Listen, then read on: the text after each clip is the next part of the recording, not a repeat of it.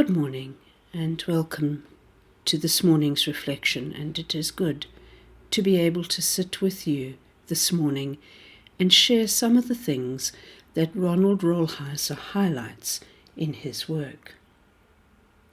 We've been looking at essential discipleship, and now Ronald Rolheiser goes on to talk about what St. John of the Cross might have to say about essential discipleship. Now, St. John of the Cross was a great Spanish mystic, and in a book that he wrote, The Ascent of Mount Carmel, he offers 5 counsels that he suggests will help to move someone from immaturity to maturity.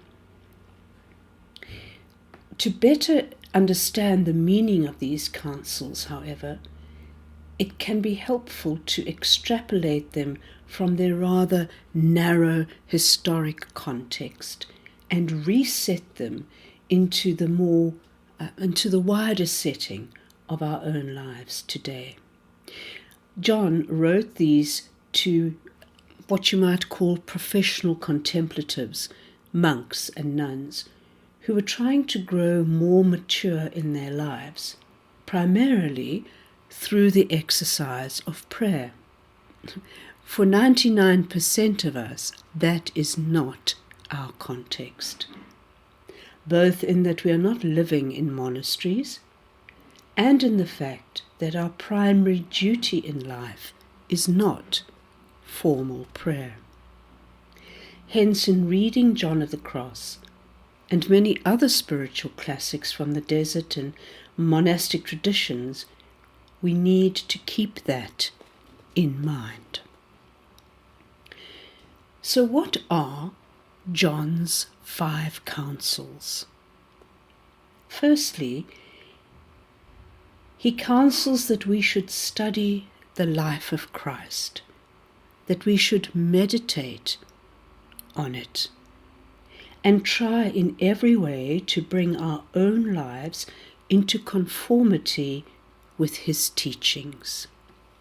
Secondly, that we should try more deeply to imitate Christ by striving to imitate his motivation. Our actions are less important than is the reason that we do them. Christ acted not because it brought him pleasure or ultimately enhanced his own life. He acted for a higher reason, to do his Father's will, to try to bring more life into other people's lives. That too must become our motivation.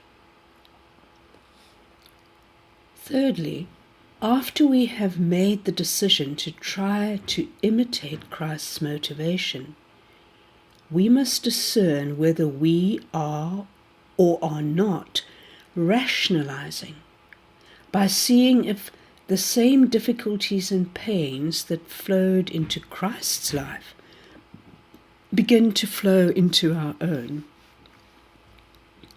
Hence, John cautions us to be suspicious if the cross of Christ does not begin to find us.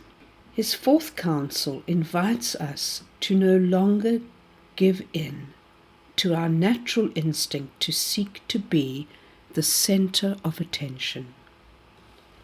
For John, we move toward maturity by striving to be a listener rather than the one who is seeking to be listened to, by striving to give our attention to others rather than seeking to be the center of attention, and by striving to be the one who is blessing others rather than being the one who seeks the blessings. And finally, his 5th counsel, much in the line of the famous prayer of Francis of Assisi, invites us to move toward maturity by a dialectical road. The poem he writes as an invitation to this is self-explanatory. To reach satisfaction in all, desire satisfaction in nothing. To come to possess all, desire the possession of nothing. To arrive at being all, desire to be nothing. To come to the knowledge of all, desire the knowledge of nothing. To come to enjoy what you have not, you must go by a way in which you enjoy not. To come to the knowledge you have not, you must go by a way in which you know not. To come to the possession of what you have not, you must go by a way in which you possess not. To come to be what you are not, you must go by a way in which you are not. Religiously, in terms of Christian discipleship, initial maturity must be defined as having drunk in the persons and teachings of Jesus to a sufficient degree that we struggle, within the limits of our present lives, to cultivate a personal relationship to him. We keep our moral lives essentially in line with his teaching. We practice both charity and justice in our lives. We have some kind of regular involvement with an ecclesiastical community, and we work with some deliberateness to keeping our hearts gracious and forgiving. The journey toward that goal also takes on the special poignancy at puberty, and ends when the fiery energies of our youth bend, at least in essence, to the essential demands of Christian discipleship. And that lands us on a new shore, with a new task, and with a new struggle, namely adult discipleship, and the struggle to give our lives away.